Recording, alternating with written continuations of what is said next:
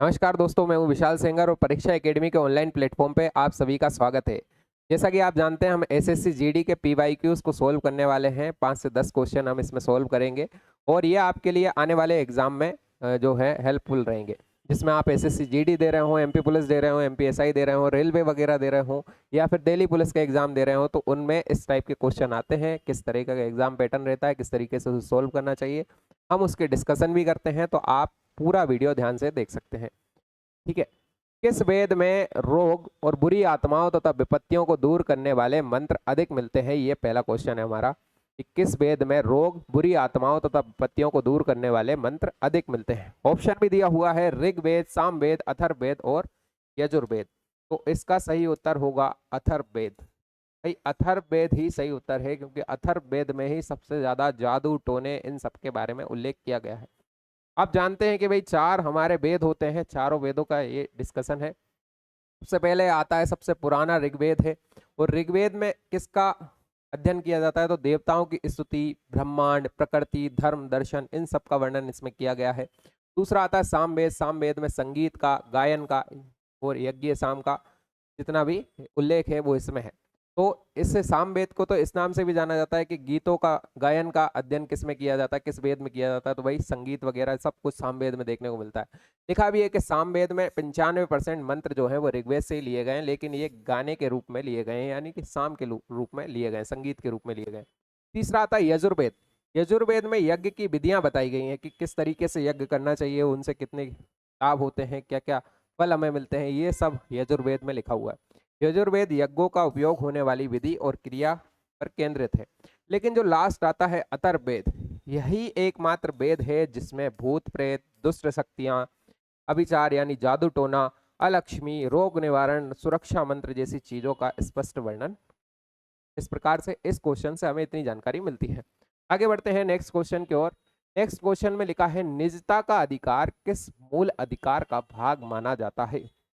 Option दिए हुए हैं समानता का अधिकार, जीवन और स्वतंत्रता का अधिकार, संपत्ति का अधिकार और धार्मिक स्वतंत्रता का अधिकार। तो हम जानते हैं भाई निजता का अधिकार जो है वो आर्टिकल आर्टिकल अपना 21 में दिया हुआ है।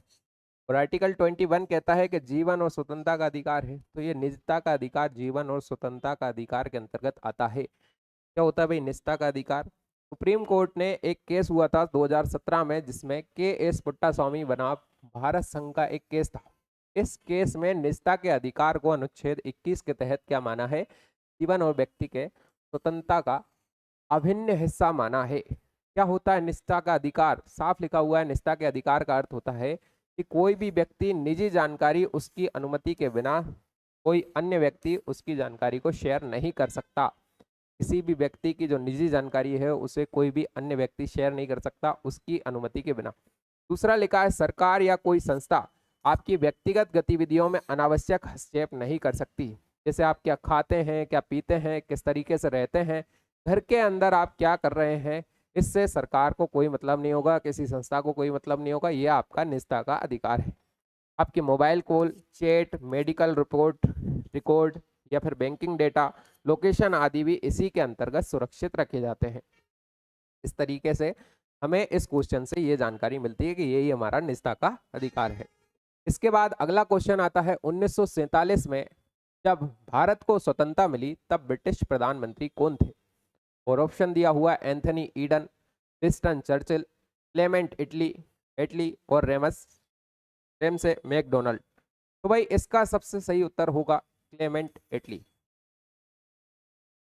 क्लेमेंट एटली जो थे, इन्हीं के समय भारत में भारतीय स्वतंत्रता अधिनियम 1947, भारतीय स्वतंत्रता अधिनियम 1947, ये इन्हीं के समय तो आया था, क्योंकि ये लेबर पार्टी के थे और लेबर पार्टी हमेशा चाहती थी कि भारत आज़ाद हो जाए। इसलिए क्लेमेंट एटली ने सबसे पहले कैबिनेट मिशन भेजा, उसके बाद इन्होंने भारतीय स्वतंत्रता अधिनियम 1947 भेजा। इसी के तहत हमें जो है आज़ादी मिली थी। इस समय ब्रिटेन के प्रधानमंत्री हुआ करते थे ये। इससे पहले आए थे विंस्टन चर्चिल, ये 1940 से 1945 तक रहे थे और इन्हीं ने कहा था अर्धनग्न फकीर, गांधी जी को अर्धनग्न फकीर कहने वाला यही प्रधानमंत्री था विंस्टन चर्चिल। विंस्टन चर्चिल जो था ये कंजर्वेटिव पार्टी का था और ये कभी नहीं चाहता था कि भारत आज़ाद हो। ये हमेशा ब्रिटिश साम्राज्य की ताकत को बनाए रखना चाहता था इस तरीके से।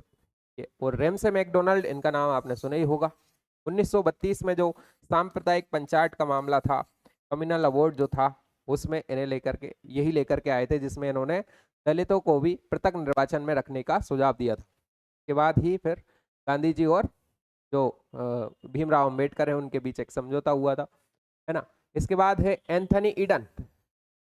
एंथनी ईडन जो है ये तो भारत की आज़ादी के बाद लगभग 1955 से 57 के बीच ये बने थे इस तरीके से।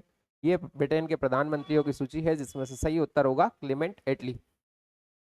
अगला क्वेश्चन आता है, नीलगिरी सबसे पुरानी पर्वत श्रृंखलाओं में से एक है और ये किन 3 राज्यों की सीमा पर स्थित है? ऑप्शन में दिया हुआ है गुजरात, राजस्थान, हरियाणा, फिर लिखा हुआ है तमिलनाडु, केरल, कर्नाटक, या फिर लिखा है पूर्वी यूपी, उत्तराखंड, हिमाचल प्रदेश, या असम, नागालैंड और त्रिपुरा। तो ये तो अगर आपने जियोग्राफी को थोड़ा बहुत भी ढंग से पढ़ा होगा तो आपको ये आंसर जरूर लगा पा रहे होंगे। इसका सही उत्तर है तमिलनाडु, केरल और कर्नाटक। वही दक्षिण भारत में जो नीलगिरी की पहाड़ियां हैं वो इन्हीं 3 राज्यों से होती हैं। ये जो आप देख रहे हैं इमेज में, ये दक्षिण भारत है। तो दक्षिण भारत का ये वाले हिस्से में यहाँ नीलगिरी की पहाड़ियाँ हैं, ये लिखी हुई है नीलगिरी की पहाड़ियाँ ये। और ये नीलगिरी की पहाड़ियाँ कर्नाटक, तमिलनाडु और केरल, इन तीनों की बॉर्डर को साझा करती हैं। अब एक क्वेश्चन यहाँ से ये भी आता है कि नीलगिरी की पहाड़ी की सबसे ऊंची चोटी कौन सी है? तो भाई डोडा बेटा। डोडा बेटा जो है वो यहाँ की सबसे ऊंची चोटी है नीलगिरी की पहाड़ी की। फिर उसके बाद आती है कि दक्षिण भारत की सबसे ऊंची चोटी कौन सी है? तो वो अनाईमुड़ी। ये अनाईमुड़ी जो है ये दक्षिण भारत की सबसे बड़ी चोटी है और अनाईमुड़ी अन्नामलाई पहाड़ी पर स्थित है। अन्नामलाई पहाड़ी नीलगिरी के बिल्कुल नीचे आती है ना। इसके बाद पूछा जाए कि भारत की सबसे दक्षिणी पहाड़ी कौन सी है? तो भाई कार्डमम हिल्स, इलायची की पहाड़ियाँ सबसे लास्ट में आती हैं यहाँ इस एरिया में। इलायची की पहाड़ियाँ, इलायची को ही इंग्लिश में कहा जाता है कार्डमम, तो कार्डमम की पहाड़ियाँ सबसे लास्ट में आती हैं। अगला क्वेश्चन देखते हैं। अगला क्वेश्चन है, भारत शासन अधिनियम 1935 में कुल कितनी अनुसूचियां थी? भाई ये तो आप जानते हैं कि भारतीय संविधान में अभी टोटल कितनी अनुसूचियां हैं? तो 12 है। लेकिन भारत शासन अधिनियम 1935 में कितनी अनुसूची थी? ऑप्शन में दिया हुआ है 15, 12, 10 और 8। इसका सही उत्तर होगा 10। भाई 10 अनुसूचियां लेकर के आया था भारत शासन अधिनियम 1935, जो 1937 में लागू किया गया था। इसमें ही 10 अनुसूचियों का उल्लेख है और यहीं से प्रेरित है हमारी अनुसूची। ठीक है।